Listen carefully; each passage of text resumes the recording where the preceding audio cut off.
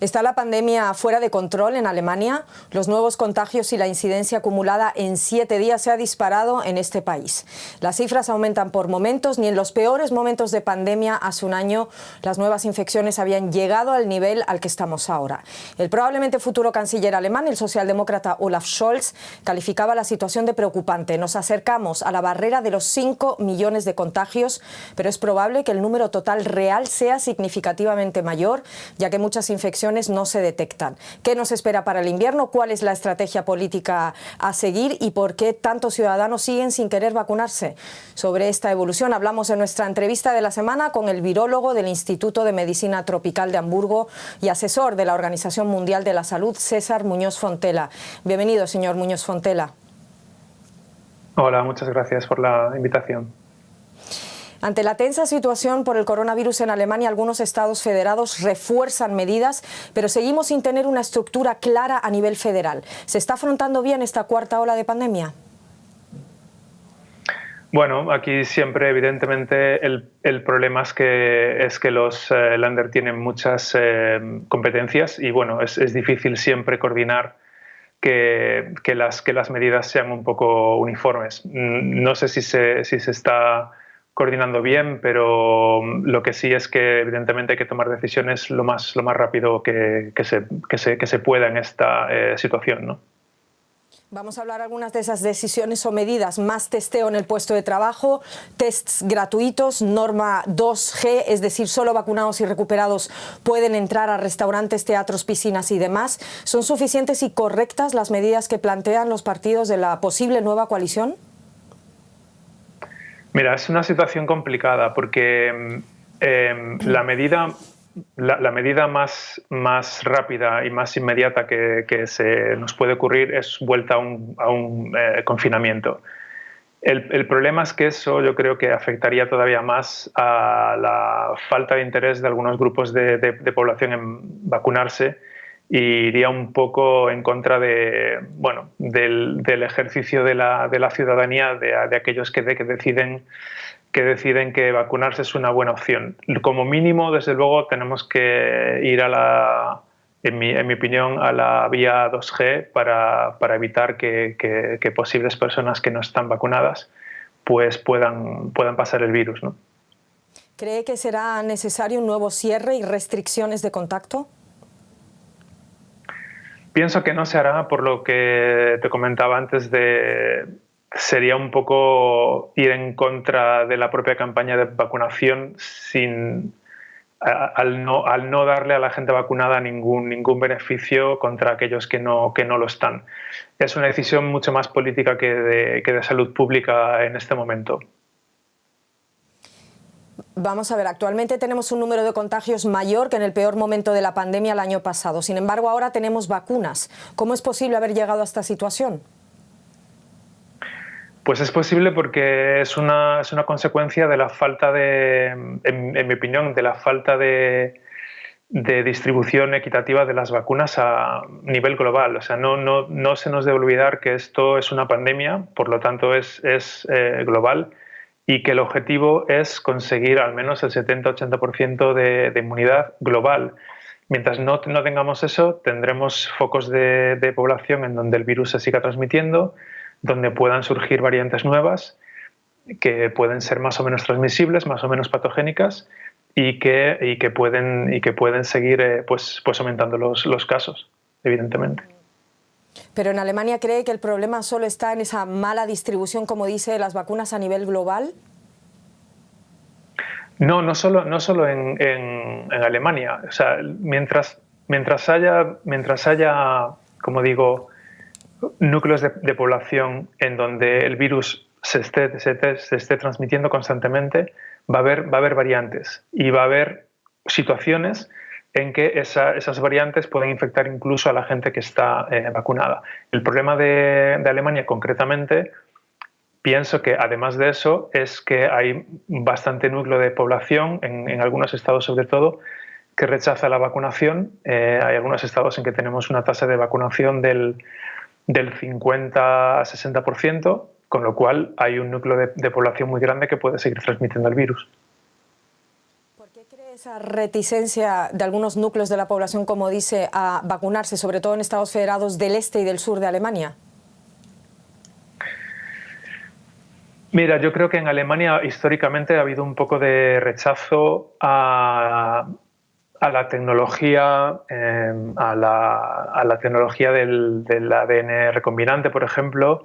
Creo que mucha gente está un poco asustada de las vacunas basadas en ARN.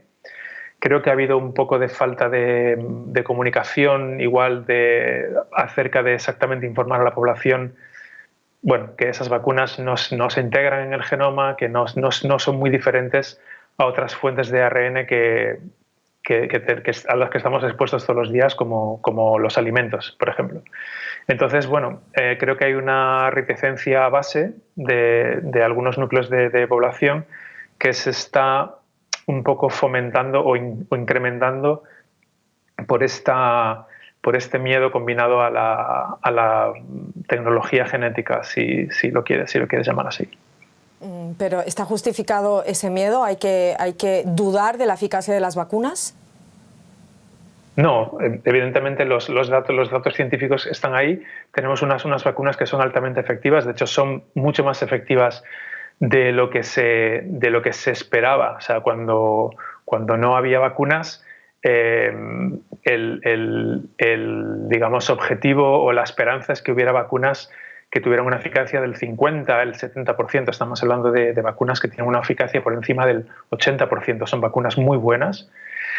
Son vacunas que son esencialmente muy similares a las vacunas que hay para otras muchas enfermedades. Entonces, evidentemente no hay una justificación.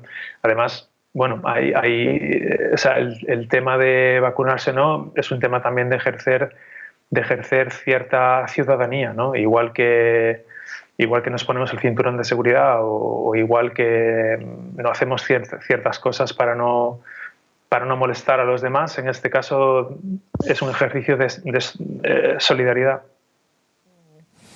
La pandemia no ha terminado, alertaba el ministro de Sanidad alemán Jens Spahn. La situación es preocupante, comenta el probable futuro canciller Scholz. Nos espera un invierno estresante, comentan algunos virólogos destacados. ¿Por qué nos han impulsado, hablando de vacunas, con más celeridad las vacunas de refuerzo en este país? Bueno, eso es un debate complicado. Es un debate complicado porque ahora mismo tenemos la situación en que, por ejemplo, las vacunas que se están distribuyendo de refuerzo o que se van a distribuir de refuerzo en Europa y en Estados Unidos son más o menos 3 veces más número de dosis que las vacunas que están llegando a los países en desarrollo. Entonces, ¿dónde se tienen que distribuir esas vacunas? En mi opinión, sería a los grupos de riesgo exclusivamente, no a toda la población, porque como te decía antes, creo que el número de vacunas que existen a nivel global deben distribuirse equitativamente. Pero sí que es verdad que de las vacunas que existen deberían ponerse seguramente pues esa tercera dosis como digo, a grupos especialmente en riesgo. Vamos a ver, en algunos estados federados... Sí. Dime. No, que si me permites una aclaración, creo que no hubiéramos llegado al problema de las vacunas de refuerzo o de esta discusión si la distribución de las vacunas hubiera sido equitativa en su momento. ¿Cree que se va a lograr a esa equidad en la distribución de vacunas? Porque estamos lejos de tener esa situación. Estamos muy lejos y bueno, hay mecanismos como COVAX o el esfuerzo de la Organización Mundial de la Salud que están abogando por esa distribución equitativa, pero creo que necesitamos un poco más de conciencia social para alcanzar ese reto. O sea, creo que la ciudadanía tiene que entender que si no es ya desde el punto de vista solidario, si quieres, tenemos que conseguirlo desde un punto de vista egoísta, porque como te comentaba antes, hasta que no haya inmunidad global, vamos a seguir teniendo este problema una y otra vez. Es un problema global, sin duda, comenta usted. Vamos a volver al caso de Alemania. En algunos estados federados el 90% de las camas de cuidados intensivos ya están ocupadas.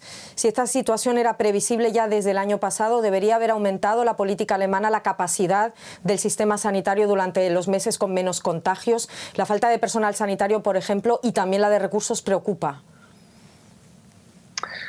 Sí, entiendo que es una preocupación. Ha habido la misma preocupación en todas las olas anteriores. Yo personalmente no creo que Alemania esté en un peligro de colapso sanitario o que vaya a haber falta de camas de UCI. No lo ha habido hasta este momento. El problema, o sea, siempre cuando hay una epidemia, no solamente de COVID, pero en otras situaciones hemos tenido situaciones en que por cansancio o por muchas situaciones el sistema de salud puede llegar a saturarse un poco. En este caso no creo que vaya a haber una falta de atención. Creo que Alemania está preparada para eso. Siempre ha tenido más camas de UCI que cualquier otro país de la Unión Europea que yo sepa. Lo que sí tenemos es que proyectar este mismo problema a países donde el sistema sanitario no es tan fuerte. Ahí sí que vamos a tener problemas.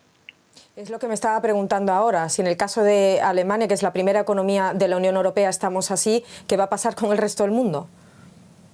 Claro, si vamos a países de Latinoamérica donde igual la estructura sanitaria no es tan potente, países de África, países del sudeste asiático, eso evidentemente no está en las noticias tanto, pero si comparas las curvas de mortalidad ahora mismo en Europa, donde hay mucha gente vacunada, hay muchos casos, pero la mortalidad es muy baja, si la comparas con países africanos, pues por ejemplo ves que hay unas diferencias muy importantes y ahí es donde sí que vamos a tener problemas.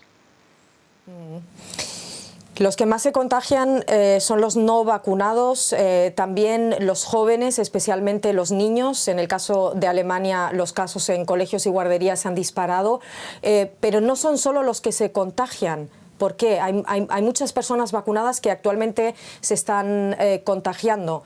¿Aumenta también el número de esas personas, de las hospitalizaciones de esas personas? Bueno, siempre es un poco, depende de dónde pongamos el foco en esta cuestión. O sea, cuando digo que las vacunas son muy efectivas, lo son, pero siempre en todas las vacunas de cualquier enfermedad infecciosa va a haber una serie de gente que se puede reinfectar. Cómo de grave sea esa reinfección es otra cosa y lo que los datos científicos dicen es que las vacunas son prácticamente 100% efectivas para prever el COVID grave o el que requiere hospitalización, ¿no? Siempre va a haber excepciones. Si ponemos el foco mediático en esas excepciones, van a parecer mucho más importantes que si no lo ponemos. Entonces, eso es un punto. El otro punto es que, como comentaba antes, mientras haya núcleos de población en donde el virus pueda transmitirse, van a surgir variantes. Esas variantes, evidentemente, lo que hacen es adaptarse a la respuesta inmune y adaptarse cada vez más a poder transmitirse mejor y replicar mejor en las personas. Con lo cual, sí que es posible que en un futuro las vacunas no que dejen de funcionar, pero que vaya bajando la eficacia y tengamos una situación en que podamos tener reinfección de gente que está vacunada y que pueda causar otra vez una enfermedad más o menos severa. Pero yo creo que es un poco el foco mediático donde está y luego la aparición de estas variantes que te comentaba. Tengo una última pregunta, brevemente, por favor. ¿Debería ser obligatoria la vacuna? Sin duda. Pero además es que no sé cuál es el debate, sinceramente, porque o sea, yo cuando viajo a un país donde la fiebre amarilla es endémica, para entrar en ese país me obligan a estar vacunado contra la fiebre amarilla. Hay muchos países en el mundo donde para escolarizar a los niños tienen que estar vacunados. Cuando conducimos nos obligan a ponernos un un cinturón de seguridad. Entonces, vivimos en una sociedad en que nuestra libertad termina cuando perjudica a nuestro vecino. Y este es un caso de libro. Entonces, yo desde mi punto de vista, sin duda, habría que obligar a la vacunación, igual que la sociedad lo hace para otras muchas cosas. Muchísimas gracias por concedernos esta entrevista. Gracias, un saludo. A vosotros, un saludo.